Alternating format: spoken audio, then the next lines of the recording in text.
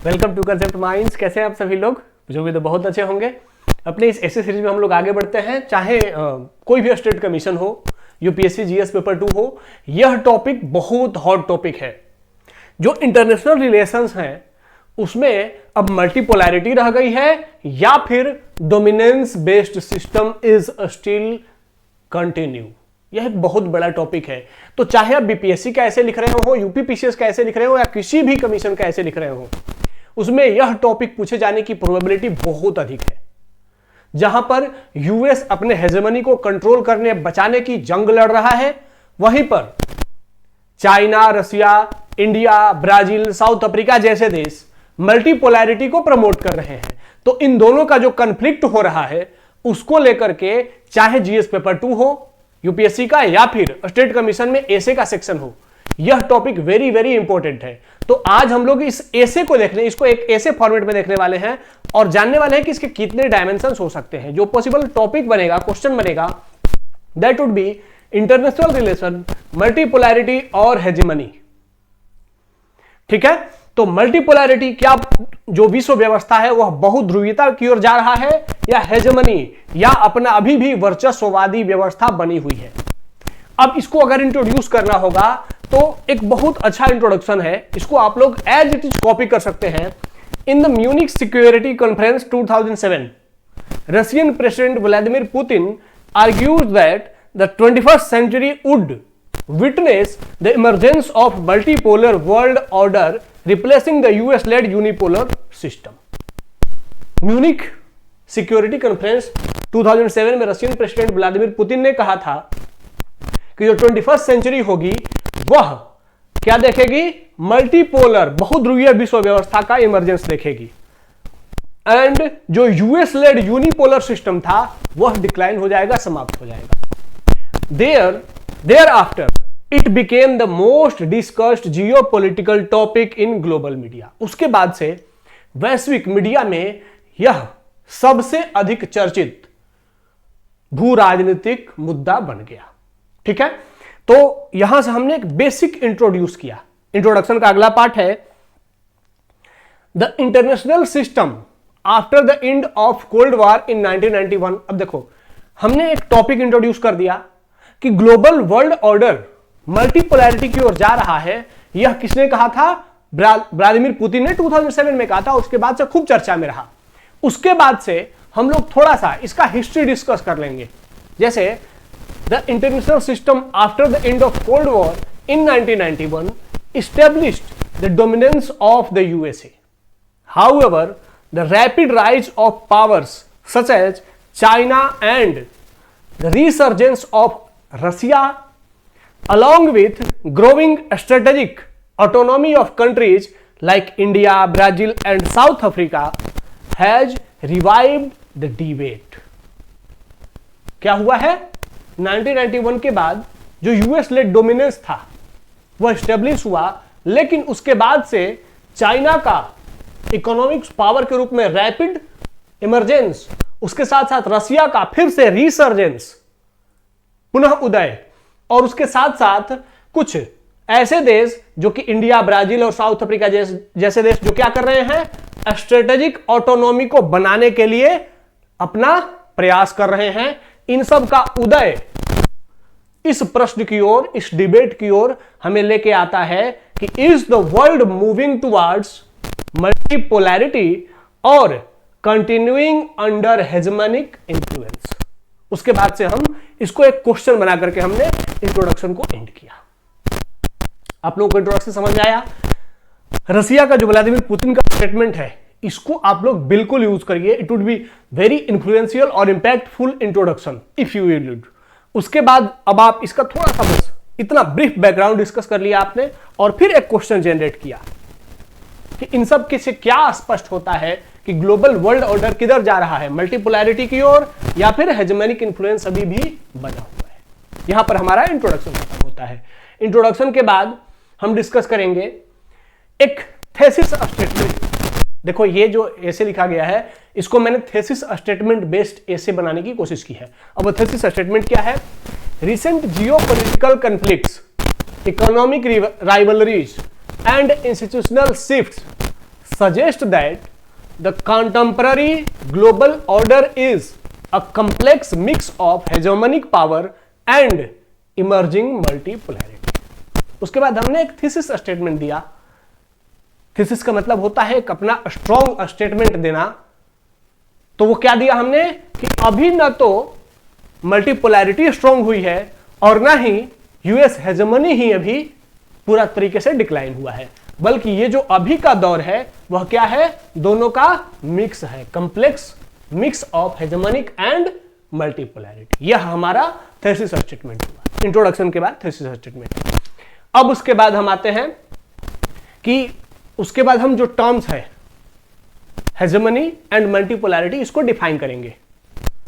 तो define the terms, पहला है हेजेमनी और दूसरा है मल्टीपोलैरिटी। तो हेजेमनी क्या होती है, a global order where one dominant state exercise military, economic and ideological influence over the international system.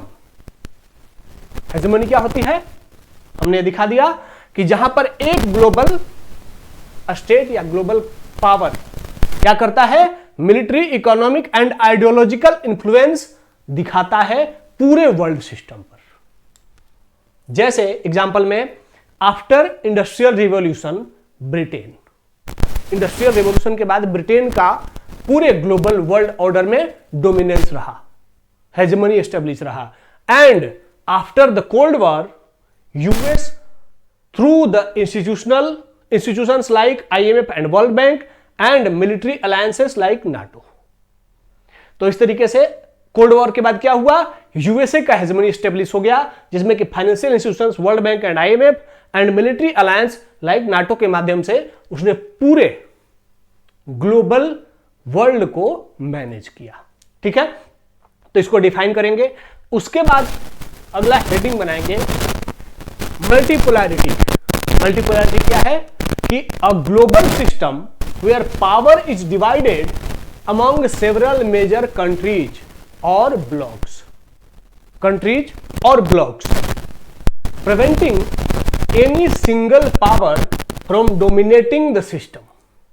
तो मल्टीपोलैरिटी क्या है, हमने इसको एक्सप्लेन किया कि यह क्या है, एक ऐसा ग्लोबल सिस्टम है जिसमें बहुत सारे देश या फिर बहुत सारे ब्लॉक बन करके किसी एक सिंगल पावर को डोमिनेट करने से रोकते हैं। जैसे emergence of China to prevent US influence, यह क्या हुआ, एक कंट्री का इन्फ्लुएंस हुआ। दूसरा ब्रिक्स एंड एससीओ, ये ब्लॉक्स हुए टू काउंटर वेस्टर्न डोमिनेंस। ठीक है, तो इस तरीके से हमने बता दिया कि मल्टीपोलैरिटी क्या है। फिर आगे बढ़ेंगे और अब हमारा हेडिंग होगा एविडेंस ऑफ कंटिन्यूइंग हेजेमनी।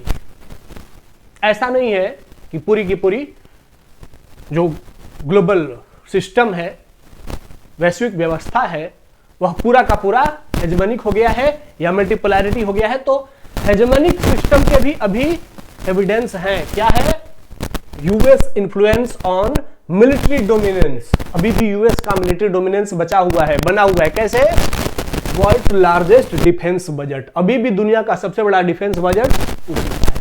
दूसरा global network of military bases, पूरे दुनिया में हर जगह उसने अपने मिलिट्री बेस एस्टेब्लिश किए हुए हैं। उसके साथ साथ अनकंट्रोल्ड मिलिट्री एग्रेशन, अब उसमें हम रिसेंट एग्जांपल देंगे कि कैसे उसने वेनेजुएला के राष्ट्रपति को उठा लिया। ठीक है, उसके साथ साथ ईरान में हमला कर दिया और वहां के पूरे सुप्रीम लीडर के साथ साथ पूरा जो एक मिलिट्री एस्टेब्लिशमेंट था सबको नष्ट कर दिया। और अब क्यूबा को धमकी दे रहा है।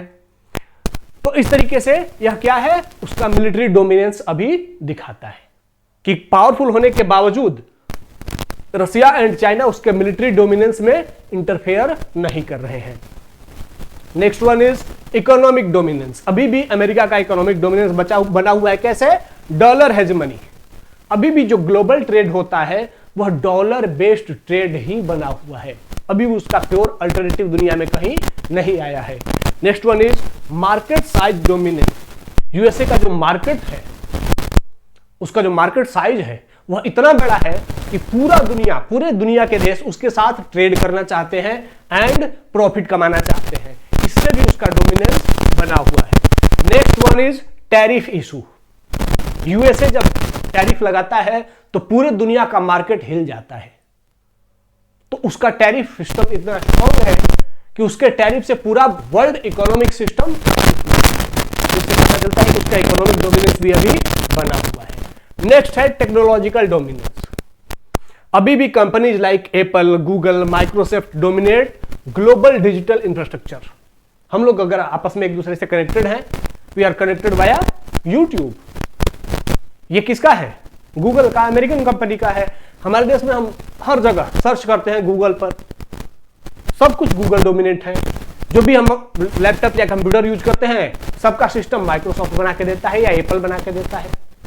तो अभी भी ग्लोबल टेक्निकल डोमिनेंस बना हुआ है यूएसए का। उसी के साथ साथ आइडियोलॉजिकल डोमिनेंस, हमारे पहनावा, रहन सहन, बोली, विचार, सब में वेस्टर्न और अमेरिकन इन्फ्लुएंस बना हुआ है। हम अपने ईस्टर्न कल्चर से दूर चले गए हैं और American culture, American language, American cloth, सबको, अमेरिकन खाना को भी अडॉप्ट कर चुके हैं। और इसमें आइडियोलॉजिकल इन्फ्लुएंस में बॉलीवुड ने बहुत बड़ा रोल प्ले किया है। ठीक है, तो इन सब के माध्यम से हम दिखाएंगे कि अभी भी हेजमोनिक इन्फ्लुएंस बना हुआ है। And then we will move towards rise of multipolarity. लेकिन इसका मतलब यह नहीं है कि मल्टीपोलैरिटी बढ़ नहीं रही है। मल्टीपोलैरिटी का भी राइज हो चुका है। कैसे? Emergence of China as global economic power, जिसमें बेल्ट एंड रोड इनिशिएटिव के थ्रू उसने क्या किया है? ग्लोबल इंफ्रास्ट्रक्चर को रीसेप किया है। जो ग्लोबल इंफ्रास्ट्रक्चर था वह वेस्टर्न डोमिनेट था, उसको फिर से चाइना ने बेल्ट एंड रोड इनिशिएटिव के माध्यम से क्या किया है? चाइनीज इन्फ्लुएंस के रूप में पूरे दुनिया में फैला दिया है। और चाइनीज ट्रेड नेटवर्क के रूप में ये belt and road initiative develop हुआ है। रसिया स्ट्रेटेजिक असर्शन, रसिया ने भी अपने स्ट्रेटेजिक असर्शन को बढ़ावा दिया है और वहां पर अमेरिका उसको डायरेक्ट काउंटर करने से बच रहा है। कहां है? Ukraine war to resist NATO. उसने डायरेक्ट यूक्रेन वॉर में नाटो को चैलेंज किया है, लेकिन नाटो डायरेक्ट रसिया से उलझने से बच रहा है। यह दिखाता है कि रसिया भी अब फिर से एक मिलिट्री पावर के रूप में स्टेब्लिश हो चुका है और वेस्टर्न डोमिनेंस को चैलेंज कर रहा है।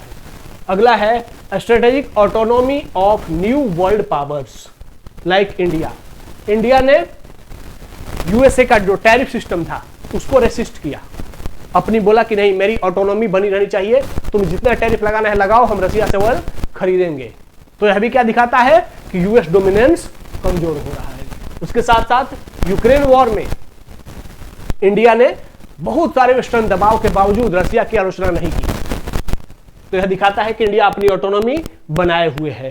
साथ ही पेट्रोलियम, रसिया से पेट्रोलियम लेता रहा, चाहे कितना भी टैरिफ लगा, लेकिन रसिया से पेट्रोलियम लेना इंडिया ने बंद नहीं किया। दिखाता है कि अब अमेरिकन डोमिनेंस को काउंटर करने के लिए इंडिया सामने आ चुका है। अगला है ब्राजील। सबसे अधिक यूएसए ने, ट्रंप ने ब्राजील पर टैरिफ लगाया, 50% टैरिफ। उसके बावजूद ब्राजील ने सरेंडर करने से मना कर दिया। तो दिखाता है कि ब्राजील, साउथ अफ्रीका को बहुत ही चुनौती दिया उसने। साउथ अफ्रीका में ग्लोबल G20 का मीटिंग हो रहा था, उसमें यूएसए ने जाने से मना कर दिया। फिर भी साउथ अफ्रीका ने G20 समिट कराया। तो यह दिखाता है कि अब यूएस लेड सिस्टम को काउंटर करने के लिए ये जो न्यू वर्ल्ड पावर है, यह भी स्ट्रांगली इमर्ज हो रहे हैं, जो दिखाता है कि अब मल्टीपोलैरिटी बढ़ रही है। इसके साथ साथ recent geopolitical events reflecting the transitions, कुछ ऐसे इवेंट्स हो रहे हैं जो ट्रांजिशन शो कर रहे हैं, जैसे वेस्ट एशिया क्राइसिस। अब वेस्ट एशिया क्राइसिस में क्या हुआ? इजराइल हमास वॉर हुआ। इसमें अमेरिका ने इजराइल को स्ट्रांगली सपोर्ट किया, लेकिन वहां पर रसिया और चाइना ने बार बार कहा कि नहीं, यहां पर डिप्लोमेटिक तरीके से इसको डील किया जाना चाहिए, यहां पर अटैक करने की आवश्यकता नहीं है। उसी तरीके से ईरान वॉर हुआ, उसके बावजूद चाइना ने रशियन ऑयल को, जो अमेरिकन टैरिफ थी उसके बावजूद रशियन ऑयल को परचेज करना कंटिन्यू रखा आफ्टर सैंक्शंस। ठीक है, उसके साथ साथ एक्सपेंशन ऑफ ब्रिक्स का जो एक्सपेंशन हो रहा है, जिसमें कि सऊदी अरब, ईरान, इजिप्ट जैसे कंट्रीज शामिल हो रहे हैं, यह दिखाता है कि एक ऐसा अटेम्प्ट है to create a counter to western institutions.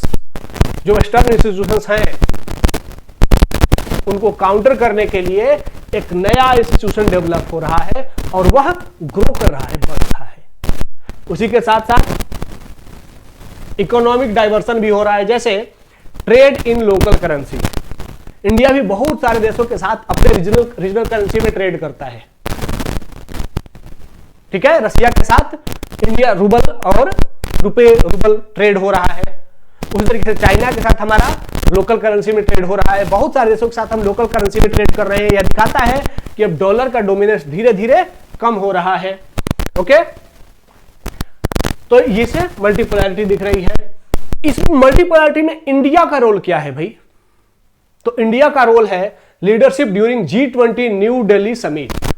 इसमें इंडिया ने क्या किया? इसमें इंडिया ने डेवलप्ड एंड डेवलपिंग कंट्रीज के बीच में ब्रिज के रूप में काम किया। G20 में अफ्रीकन यूनियन को शामिल करके और डेवलप्ड एंड डेवलपिंग कंट्री के रूप में, कंट्री के बीच में एक ब्रिज के रूप में इंडिया ने अपना रोल प्ले किया। इससे मल्टीपोलैरिटी स्ट्रांग हुई है। उसके साथ साथ doctrine of strategic autonomy, India ने कितना भी प्रेशर हो उसके बाद भी अपनी स्ट्रेटेजिक ऑटोनॉमी को कभी भी नहीं छोड़ा है। Maintain relations with multi powers, चाहे वह रसिया के साथ हो, यूक्रेन के साथ हो, यूरोप के साथ हो, अमेरिका के साथ हो, ईरान के साथ हो या इजराइल के साथ हो, इवन सऊदी अरब और यूएई के साथ हो, हर जगह इंडिया ने अपना स्ट्रेटेजिक ऑटोनॉमी बनाए रखा है और अपने रिलेशंस को मेंटेन किया है, जो दिखाता है कि इंडिया भी क्या कर रहा है, हर प्लेटफॉर्म को क्या कर रहा है, बैलेंस करने की कोशिश कर रहा है। तो इंडिया का भी मल्टीपोलैरिटी में एक रोल, बहुत बड़ा रोल इमर्ज हो रहा है। ओके, अब उसके बाद आते हैं कि चैलेंजेस क्या है मल्टीपोलर सिस्टम के सामने। अगर मल्टीपोलर सिस्टम स्ट्रांग होता है तो क्या क्या चैलेंजेस हो सकते हैं? देखो, सबसे पहला चैलेंजेस है इंक्रीज जियोपॉलिटिकल कंपटीशन। जब यूनिपोलर या हेजेमोनिक सिस्टम था तो अमेरिकन डोमिनेंस चलता था, अमेरिका जो कहता था दुनिया मानती थी। तो इसीलिए दुनिया में कहीं भी वॉर जो होते थे वो बहुत कम होते थे। अमेरिका खुद लड़ता था लेकिन बाकी लोग आपस में नहीं लड़ते थे क्योंकि अमेरिका उनको कंट्रोल कर लेता था। लेकिन जब मल्टीपोलर वर्ल्ड हो रहे हैं तो जैसे जैसे पावर सेंटर, कोई एक पावरफुल किंग नहीं है, तो अब आपस में वॉर लगातार बढ़ रहे हैं। ठीक है, इंक्रीज जियोपॉलिटिकल कंपटीशन, चाहे वो थाईलैंड कंबोडिया के बीच में हो, इंडिया पाकिस्तान के बीच में हो, ईरान और इजराइल के बीच में हो, या बहुत सारे देशों के बीच में हो, वॉर बढ़ रहे हैं क्योंकि अब ये देश खुद किसी के कंट्रोल में नहीं है। अब ये अपने पावर को खुद मेंटेन करते हैं, खुद कंट्रोल करते हैं। उसी तरीके से रिस्क ऑफ रीजनल कन्फ्लिक्ट, लगातार रीजनल कन्फ्लिक्ट बढ़ रहे हैं। पहले जब यूनिपोलर होता था तो वो कंट्रोल हो जाता था, लेकिन मल्टीपोलर वर्ल्ड ऑर्डर में अब रीजनल कन्फ्लिक्ट लगातार बढ़ रहे हैं। Fragmentation of global governance institutions, जैसे ग्लोबल गवर्नेंस इंस्टीट्यूशंस जैसे United nation, IMF, world bank जैसे जो इंस्टीट्यूशंस थे, यह अमेरिकी लेड थे, अमेरिकी डोमिनेंट थे।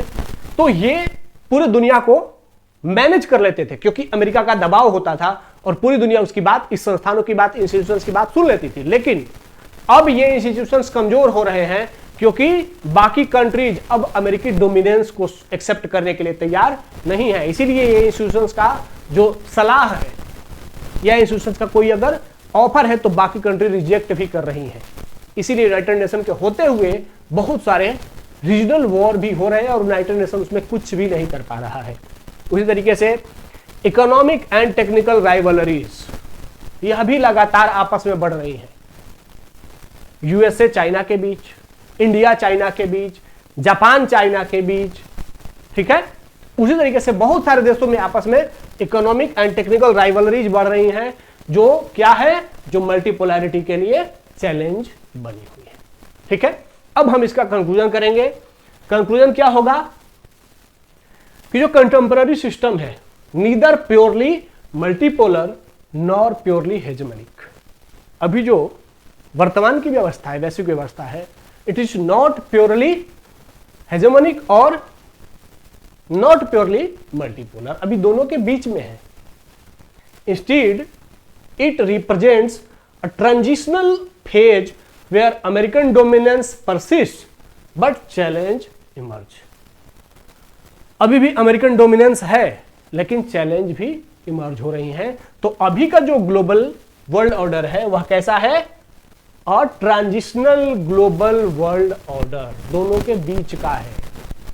हेजेमनिक एंड मल्टीपोलर दोनों के बीच का ग्लोबल वर्ल्ड ऑर्डर है, बट जो फ्यूचर है वह मल्टीपोलैरिटी की ओर जाता हुआ दिख रहा है। इसको करके हम लोग एंड कर देंगे।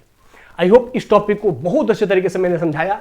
आप लोग अपने ऐसे को फ्रेम करिए और कमेंट में अपना ऐसे शेयर करिए, आपस में एक दूसरे को कमेंट भी करिए अपने ऐसे पर। तो लगातार बने रहिए, मैं और भी बहुत सारा ऐसे करा दूंगा एग्जाम के लिए। जो आप लोगों का एग्जाम आ रहा है उसमें बहुत अच्छे तरीके से आपकी पकड़ मजबूत होगी। तो आज के सेशन को यहां पर एंड करते हैं, मिलते हैं नेक्स्ट सेशन में, तब तक के लिए धन्यवाद, जय हिंद।